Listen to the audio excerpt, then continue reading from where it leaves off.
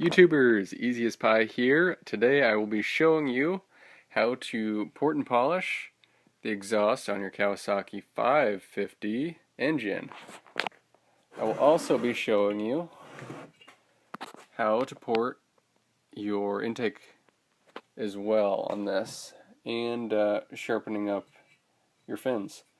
So to get started, you'll definitely want something to knock down all this material. So Dremels, good way to go. Get yourself a few different attachments. For your biggest gains, you'll want to bring your exhaust port, you want to be porting out the top sides. And alternatively, on the intake side, you will want to be porting out the bottom sides and sharpening up these fins. If you want to go crazier with it, you can get a little bit of additional gains by doing the remainder of the area a small amount, and the same thing on the intake, the sides and top as well. But for your biggest gains, like I said, exhaust go up, intake go down. You want to take a couple millimeters off of both. And on your exhaust side, you can polish this, you can make it as shiny as you want it to. It'll help a bit. But on your intake, you really want to make sure that that side remains somewhat coarse. That texture actually is what helps combine the fuel and the air together. So do not mirror the surface of the intake. Make sure it remains that kind of gritty texture.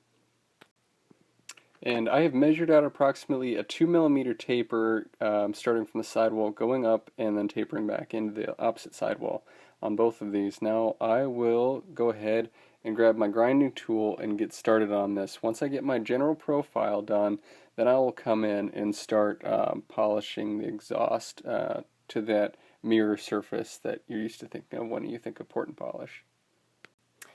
And that only took maybe a couple minutes, but here is what the interior of that exhaust port looks like now. It's got a bit more of an oval shape, and like I said, if you're looking for every little bit of gain you can go ahead and widen this out as well, but you're going to see most of your gains in the top side of this port. So go ahead and smooth out the interior of that surface now if you so choose. So here are the ports after I've done that initial grinding. You can see they're relatively smooth compared to before. You can see that more coarse material back in this notch. But this is pretty good. I didn't get some of the corners. My grinding tool is a little bit too wide, so I'm not going to even mess around with those. But I'm pretty happy with these, so I will step up to a slightly finer grit in order to get these a little bit more smooth. Here is a view in after that last step. They're kind of dusty still.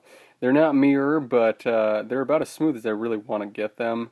I could go further and go on and on for hours, but that's not really my goal here. So I just want to do a half decent port job and be on my way. So next I will move over to the intake manifold. And on this side, instead of doing the top side, I'm going to be lowering the bottom side by, maybe about a millimeter, that's it. And then sharpening up these fins again. But I want to make sure to leave this kind of textured finish in there. Like I said earlier, that's pretty important to the way the motor actually runs, or the engine actually runs. So we will do that quick. And there's each intake port after it's been whited, and the fins after they've been sharpened as well, and make sure they point towards the actual where the intake originates. Now I'll probably come in afterwards with a rasp just to rough this up even a bit more. It's still a bit too clean for my my taste. And there are those surfaces after I've come in with file. Now that your intake and your exhaust have been ported out, you can go ahead, and if you have the proper tools where you can reach in here, you can chamfer out the insides as well, maybe 1.5 millimeters if you really want to. I'm going to choose to just leave these alone for now. I've got basically what I want for my intake and exhaust, and I'm pretty happy with it. It'd also be a good idea to leave your transfer ports on the sides here alone. If you don't do this correctly, you'll just end up with a lot less power than what you'd think you'd get out of this deal. So just go ahead and leave those alone.